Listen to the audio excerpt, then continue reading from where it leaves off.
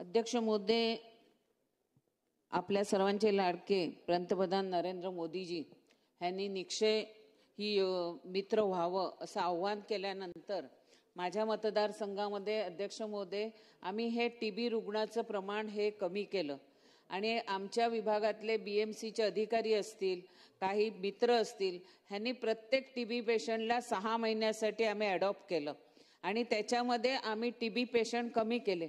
पण अध्यक्ष महोदय, माझं सन्माननीय मंत्री महोदयांना विनंती आहे की जो सीएसआर फंड आहे, औषधं ही चांगल्या प्रमाणात आपण देतो त्यांना, पण त्याला लागत असलेलं जे प्रोटीन युक्त अन्न मिळायला पाहिजे तर ते न मिळाल्यामुळे अध्यक्ष महोदय टीबी पेशंट लवकर बरा होत नाहीये।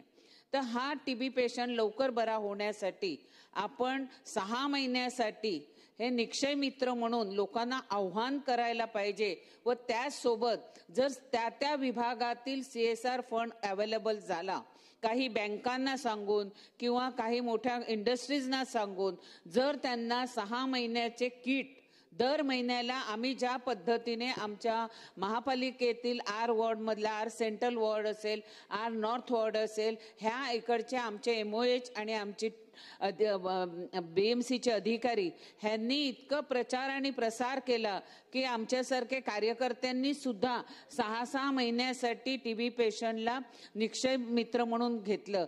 त्यांना केंद्र शासनाकडनं सर्टिफिकेट सुद्धा येते निक्षय मित्राचं।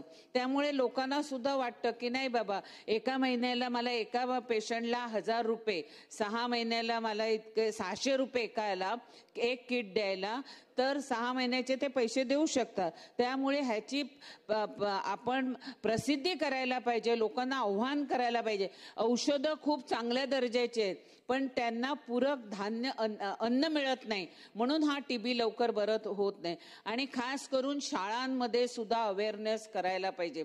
आता चांगल्या मोठ्या शाळा आहेत, त्या सर्व एसी शाळा आहेत आणि एसी रूम असल्या कारणाने तिकडे व्हेंटिलेशन नसल्या कारणाने टीबी हा लवकर दुसऱ्या मुलांना संसर्ग याच्यातून होऊ शकतो, तर त्याची सुद्धा काळजी घेणं गरजेचं आहे।